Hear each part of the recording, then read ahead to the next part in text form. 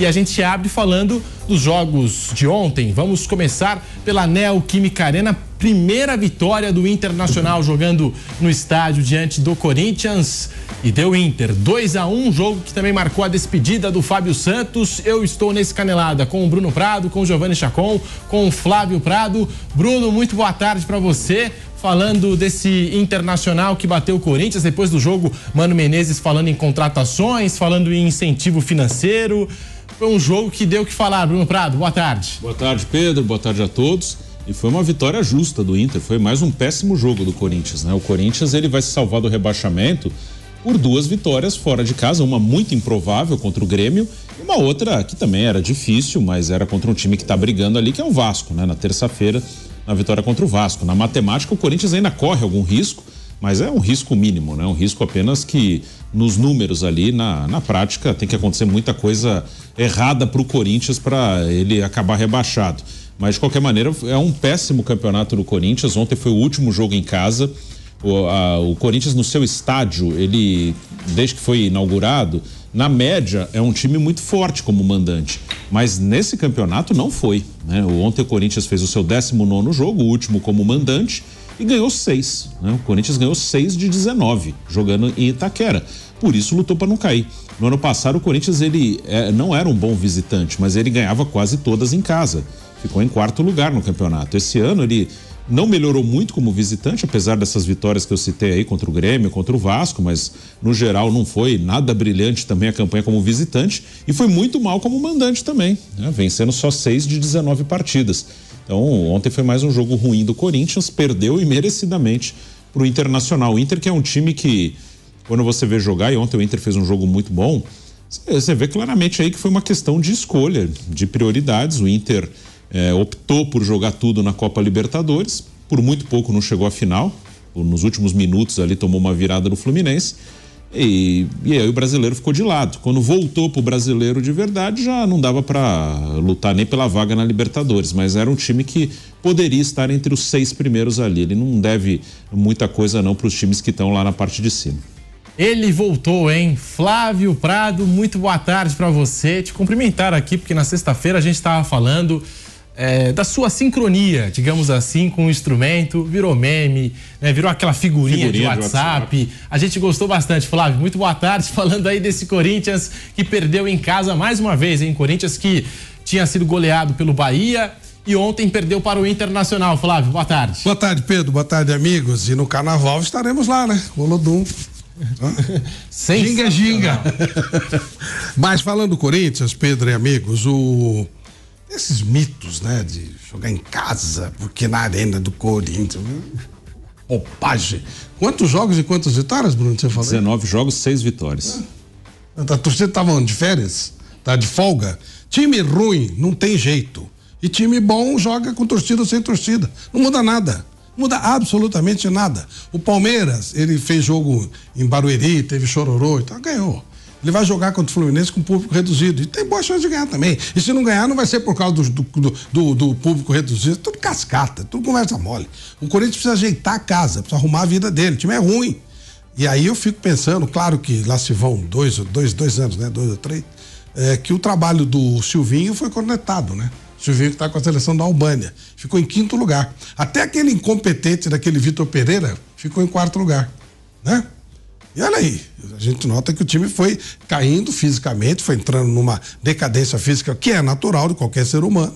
Ontem o Fábio Santos se despediu, uma demonstração de que realmente havia uma dificuldade. O jogador para de jogar só quando ele sente que já não dá mais mesmo. O cara ama jogar futebol, é a vida dele, claro, pô, natural.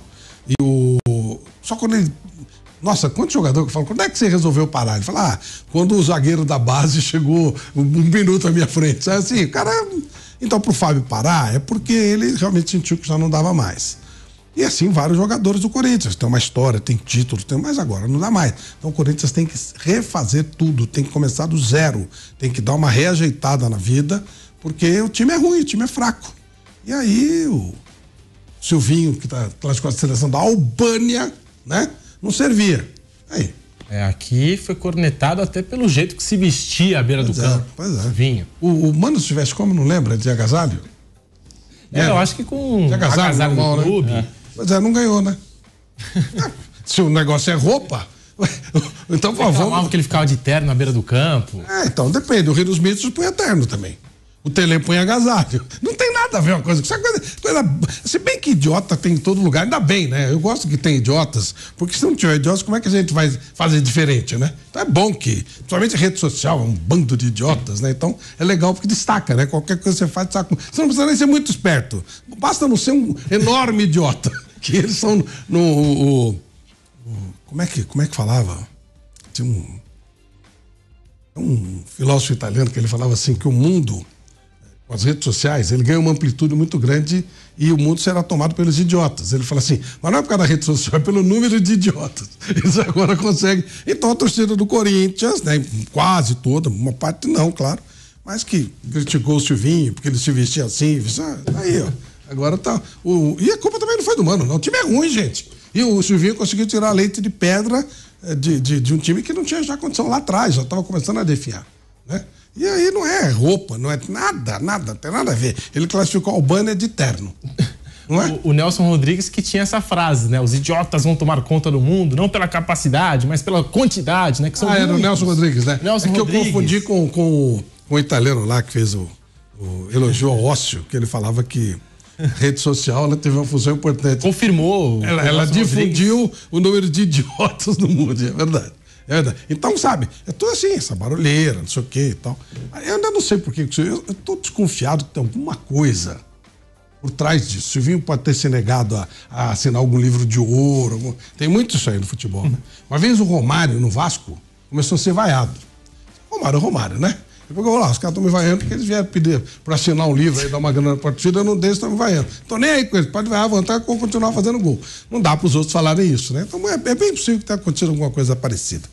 Giovanni Chacon, muito boa tarde para você. O Corinthians do Silvinho, do Vitor Pereira, todo mundo falava. É o time que ganha em casa, mas tem muita dificuldade fora. Só que o Corinthians, nesses últimos jogos, na fase mais recente, venceu 2 partidas importantes fora contra Grêmio e Vasco, mas perdeu para o Bahia e ontem foi derrotado mais uma vez em Itaquera, jogando diante do Internacional. E falava que ganhava em casa porque a torcida que levava o time. Não era isso? Não são eles, não é o Vitor Pereira nem o Silvinho, é a torcida que leva. Tô vendo. Não, mas Giovanni Chacon. A derrota pro Bahia, você falou derrota, você foi bonzinho, né? Porque foi uma humilhação. Um atropelo. Né? Um atropelo. Em casa, né? Em casa, do Bahia. Mas aí a gente pode brincar com algumas coisas, né? Pra falar sobre... Rapidinho, Chacon, segurando um pouquinho, rapidinho. A gente vai resolver aqui o problema no microfone do nosso Giovanni Chacon. Agora sim. Agora vai. Giovanni Chacon falando aí dessa derrota do Corinthians em casa, mais uma. Corinthians que foi atropelado pelo Bahia 5-1 e ontem 2-1 para o Internacional, Giovanni Chacon. Não, falava sobre o Bahia, né? Você foi bonzinho sobre o Bahia, né? Que foi um atropelo, a verdade foi essa. E claro que também a gente fica brincando sobre esse desempenho fora, casa, faz diferença, a torcida ou não, enfim. Mas o fato é que o Corinthians está num ciclo eterno, assim, de investimentos muito altos em jogadores que não valem tanto assim. Agora, por exemplo, o Romero tá voltando a cair nas graças da torcida. O Romero é um jogador pro Corinthians, é um jogador que vai fazer o Corinthians lutar por títulos, né? Ele vem tendo destaques positivos nos últimos jogos, mas pega 5 jogos atrás, a torcida queria matar o Romero, entendeu? Já não queria mais ver o Romero pintado de ouro. Agora tá tudo certo. Alguns torcedores, eles vão muito na onda, né, do que vem acontecendo, e outros são mais conscientes. Então, o Corinthians ele precisa passar por uma reformulação de elenco, ele precisa passar por uma reformulação de ideias, né, do que quer o Corinthians para o futuro. Tem todo esse lance envolvendo pagamento do estádio ou não. Se tivesse oportunidade de um abatimento a curto prazo, o Corinthians tem que agarrar isso como se fosse o último bote salva-vida no meio de um naufrágio, né? Porque vai ajudar muito as contas do time. Então, o Corinthians ele precisa colocar os pés no chão. Ele vai ter que fazer mais anos medianos para poder reestruturar um pouquinho do que tem dos seus problemas. Investir em jogadores jovens, investir em jogadores potencial de revenda, investir na base, dar chance pra molecada, parar de fazer negócios como o do Yuri Alberto, onde você basicamente deu um zagueiro que vai ser de seleção brasileira, que é o Robert Renan, para trazer um cara que encantou num determinado momento. E aí o pessoal do Corinthians acreditou que valia 50 milhões de reais num montante total, né? É um cara que entrega muito pouco, né? Muito pouco. Então o Corinthians ele precisa primeiro saber o que ele quer da vida e depois começar a planejar algo muito grande. Derrota para o Inter, totalmente normal dentro do que aconteceu no jogo. O Inter foi melhor do que o Corinthians e mereceu a vitória, né? E deu a sorte agora com não só com as vitórias até improváveis, como a do Grêmio, cito aquela contra o Cuiabá também, né, fora de casa, mas também deu sorte de ter clubes mais incompetentes lutando para a queda. É um ano diferente, a pontuação é um pouco mais elevada para você não cair nessa temporada do Campeonato Brasileiro, mas o Corinthians, ele fez tudo possível e imaginável para ficar bem perto da zona do rebaixamento. Se o Corinthians não tivesse vencido o Grêmio e o Vasco, hoje teria 41 pontos. Com essas duas vitórias fora de casa, 47, é o 13º colocado, numa situação mais confortável, mas se não tivesse conseguido essas duas vitórias, que foram importantíssimas, estaria ali, né? O Bahia tem 41 pontos, o Vasco tem 42, o Santos 43, aí vem o Cruzeiro com 45, Corinthians com 47. Ô Bruno Prado, o Giovanni Chacon citou o Romero, 5 gols nos últimos 5 jogos. Tem estrela, mas quando a gente imagina o Corinthians para 2024, o Corinthians disputando títulos, é um fator que preocupa ter o Romero como destaque desse time e jogadores que custaram caro, como o Yuri Alberto não. Como é que você vê, né, esse Corinthians que está tentando se planejar aí, já avisando a próxima temporada? O Cássio ontem colocou o futuro dele em aberto no clube, o Fábio Santos se despediu da torcida e a gente tem um Romero que nos últimos 5 jogos marcou 5 gols, Bruno Prado. O Romero está ajudando o time a não cair, isso sem dúvida, né? Ele fez o gol contra o Grêmio, fez 2 contra o Vasco, ontem fez o gol, ontem o time perdeu, nesses outros 2 jogos o time conseguiu pontos, então ele tem sido um jogador importante sim nessa reta final de campeonato, mas não é um cara que, mesmo quando ele estava no seu melhor momento, né, em 2017, por exemplo, quando foi campeão brasileiro, ele era titular, ele nunca foi um grande goleador. O Romero é um cara que ajuda, que tem a sua utilidade, mas ele não é um cara que desequilibra, um cara que... Ele não é um jogador diferente, ele é um jogador muito esforçado e normal, assim. Ele pode fazer parte de um elenco, mas o Corinthians, para ser mais competitivo, ele vai ter que mexer bem no seu elenco, porque é um elenco em que os jogadores mais talentosos já estão mais velhos e parece que vai ser muito difícil retomar. O Renato Augusto mesmo é um exemplo, é um cara que ainda tem um ou outro momento de brilho, mas tem as lesões e antes a gente dizia, quando ele está em campo ele desequilibra, o problema é que machuca muito. Agora ele não está conseguindo render nem quando está em campo, porque nessa reta final ele está tendo uma sequência muito grande de jogos, ele não está se machucando, ainda bem, mas com uma sequência muito grande ele não está conseguindo jogar bem. Ontem mais uma vez jogou muito mal, acabou substituído. O Fábio Santos está se aposentando, na defesa o Fagner faz um bom tempo que não joga bem. Esse ano o Fagner nem foi um titular absoluto, agora com o Mano que fixou um pouco mais, mas durante quase todo o ano ele revezou com o Bruno Mendes ali na lateral direita.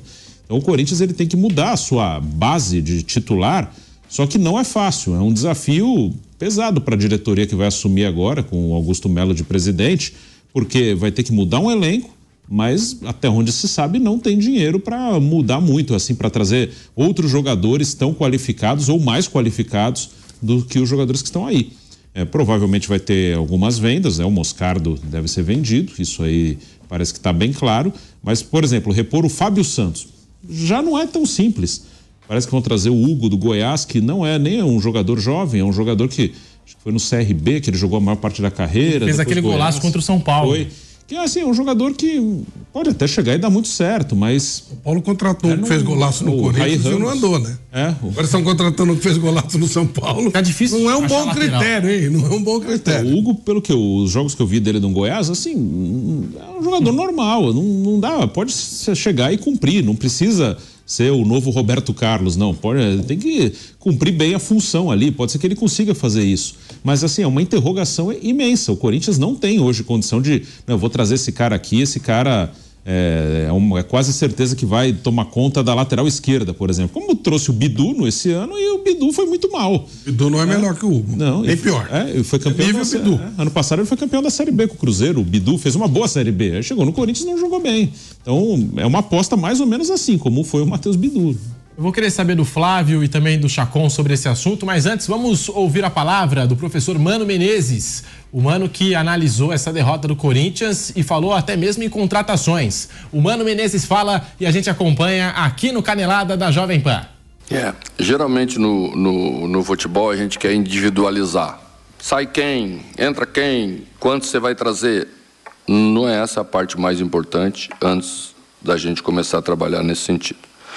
O mais importante é saber quanto que o Corinthians vai ter para investir nessa modificação. A partir desse momento, você vai estabelecer o nível de transformação que nós vamos fazer no elenco. Hoje, por exemplo, no momento crucial do jogo, a gente colocou quase que só jogadores com menos de 20 anos. Não é fácil entrar nessa hora, numa situação como essa, né? E você vai comparando com os outros que entram do outro lado, você vai vendo o que é um equilíbrio maior, como é difícil isso, né? Às vezes um jovem demora para entrar no jogo, às vezes toma uma decisão que você fala assim, nossa senhora do céu, como é que essa decisão foi tomada? Mas é dessa idade, né? É do jogador em formação. E o Corinthians teve que apressar essa utilização dos jogadores num número bastante grande. O que a gente tem que fazer nessa hora? Buscar um equilíbrio de construção de elenco. O equilíbrio vai na parte física, na parte mental, na parte de maturação, na parte de experiência, de jogar jogos e momentos de jogos importantes, como são os jogos grandes, como foi o jogo de hoje, quando chegou no momento importante do jogo. E aí, a grande pergunta que fica no ar, Flávio Prado, Giovanni Chacon, Corinthians que a partir do ano que vem terá o Augusto Melo como novo presidente. Como construir um elenco competitivo, forte, realizar contratações no mercado da bola, jogadores que possam chegar para fazer a diferença, se o Corinthians também enfrenta fora de campo problemas financeiros. O Mano Menezes tocou nesse ponto. A gente tem que ver o orçamento, quanto que o time vai poder investir, porque essa fase financeira do Corinthians, as dívidas que a gente conhece e tudo mais, é algo que deixa o torcedor preocupado. E também promessas, né? Porque na eleição do Corinthians nós tivemos muitas promessas de grandes contratações para a próxima temporada. Mas como? Com que dinheiro? Tem como o Corinthians sustentar tudo isso? É a grande pergunta que fica no ar para a próxima temporada. Alguns ídolos saindo, né? A gente fala aqui do Fábio Santos. Como que o Corinthians pode montar esse elenco competitivo para a próxima temporada, Flávio? Olha, eu gostei muito dessa fala do Mano. Muito. Temos que ver o que temos de grana para saber o que a gente vai fazer. Que tipo de time nós vamos fazer. Futebol, como qualquer coisa, não se faz sem grana. Se não tiver uma grana legal para investir, você vai ter que dar um jeito. Aí você vai tentar ser um time intermediário. Eu acho importante, inclusive, que o Corinthians coloque isso pro seu torcedor. Só. Tá feia, e até o Augusto Melo tem esse ponto a seu favor. Se fosse o senhor André Negão ganhasse, ele era da situação. Então seria cobrado, não, mas isso aí você fazia parte da administração. Como o Augusto Melo está chegando, ele tem a favor dele esse lado de, bom, eu não tenho nada que ver com isso. E aí ele pode tentar, eu acho que ele ganha um fôlego para poder fazer um time razoável, dar uma melhorada, mas com grana limitada. Se ele chegar gastando mais do que tem, é mais do mesmo. Isso aí nós já vimos. A gente lembra que o Corinthians estava quebradíssimo e trouxe 4, 5 jogadores, e aí que a coisa piorou ainda mais. Lembra disso? Eram 3, eu não vou conseguir lembrar quais eram os jogadores, mas eles contrataram 4 ou 5 jogadores. O Renato Augusto era um deles. Renato, William, Juliano, Roger Guedes. Isso. Veio. E dinheiro, né? Aí afunda mais. Se for fazer esse tipo de coisa, é mais do mesmo. Não adianta. Então tem que ser uma coisa com o pé no chão.